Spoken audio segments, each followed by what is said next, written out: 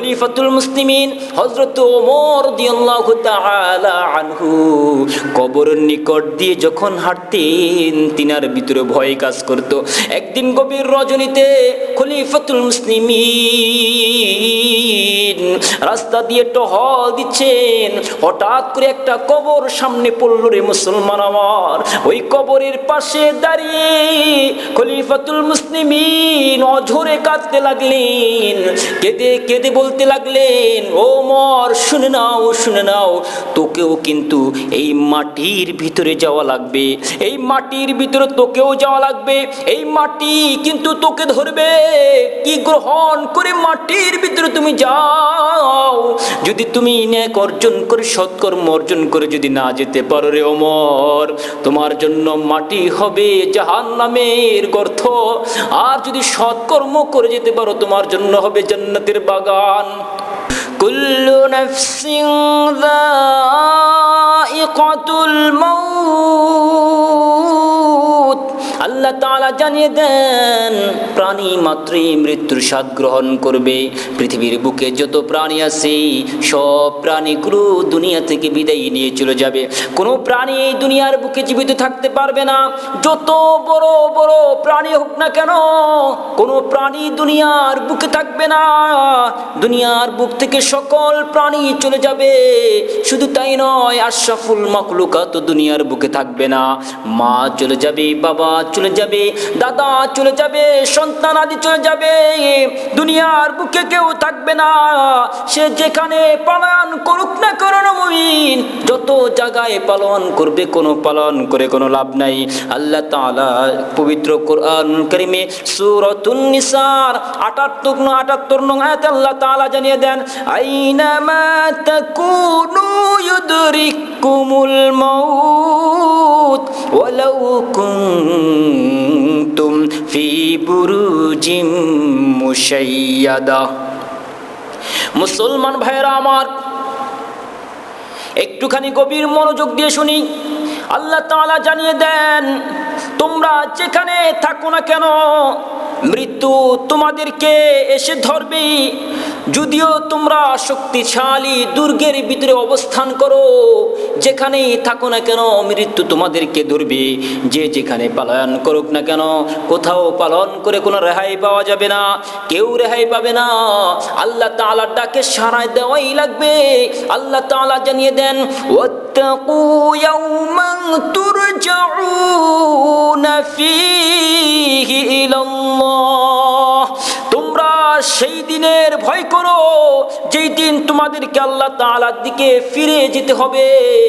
যেই দিন তোমাদেরকে আল্লাহ তাআলার নিকট ফিরে যেতে হবে, তোমরা সেই দিনের ভয় করো। আমার ভাইয়েরা, দুনিয়ার বুকে থাকা অবস্থায় আমাকে আপনাকে নেক আমল গুলো করে যেতে হবে। দুনিয়াতে থাকা অবস্থায় আমাদেরকে সৎকর্ম করে যেতে হবে, ভালো কর্ম করে দুনিয়া থেকে বিদায় নিয়ে যেতে হবে। এক সময় আমি আপনি দুনিয়া থেকে চলে যাব, যদি সৎকর্ম করতে না পারি তাহলে আমার আপনার মঙ্গল কখনো হবে না। আল্লাহ তাআলা সূরাতুল জিলজালের ভিতরে জানিয়ে দেন, ফামান ইয়ামাল মিসকালা যাররাতিন খায়রান ইয়ারা ওয়া মান ইয়ামাল মিসকালা যাররাতিন শাররান ইয়ারা। আল্লাহ তাআলা জানিয়ে দেন, যে সৎকর্ম করবে, যে ভালো কাজ করবে, বিন্দু মাত্র ভালো কাজ করবে, সেটাও আল্লাহ তাআলা দেখিয়ে দিবেন, আল্লাহ তাআলা তার সামনে তুলে ধরবেন। ওয়া মান ইয়ামাল মিসকালা যাররাতিন শাররান ইয়ারা, মন্দ কাজ করবে, মন্দ কাজও আল্লাহ তাআলা বান্দার সামনে উপস্থিত করে দেখিয়ে দিবেন। কেমন করে তুমি ভালো কাজ করেছো, কেমন করে মন্দ কাজ করেছো। যখন যে কাজ করো না কেন চিন্তা ভাবনা করে করো, কেননা একদিন তোমাকে আমাকে মরা লাগবে, একদিন তোমাকে আমাকে মাটির নিচে যেতে হবে।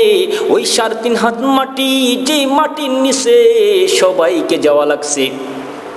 বড় বড় বাদশা, বড় বড় দাপটশীল ব্যক্তি, শক্তিশালী ব্যক্তিগুলো পর্যন্ত দুনিয়া থেকে বিদায় নিয়ে চলে যেতে হয়েছে। ওই 3.5 হাত মাটির ভিতরে সবার যাওয়া লাগবে রে ভাই। হয়। সাহাবাই কেরামও যাওয়া লাগছে, আম্বিয়া আলাইহিস সালাতু ওয়াস সালাম কিন্তু চলে যাওয়া লাগছে।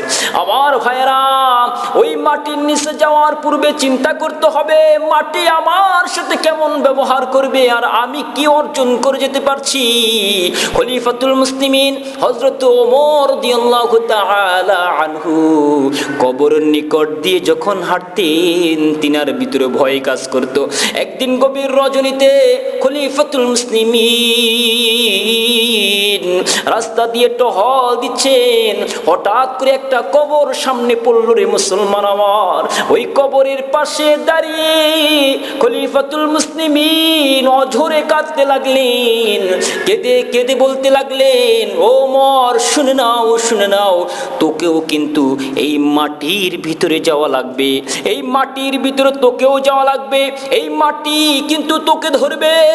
কি গ্রহণ করে মাটির ভিতরে তুমি যাও, যদি তুমি নেক অর্জন করে সৎকর্ম অর্জন করে যদি না যেতে পারো রে ওমর, তোমার জন্য মাটি হবে জাহান্নামের গর্ত, আর যদি সৎকর্ম করে যেতে পারো তোমার জন্য হবে জান্নাতের বাগান। ওমর নিজেকে নিজে বলতেছে।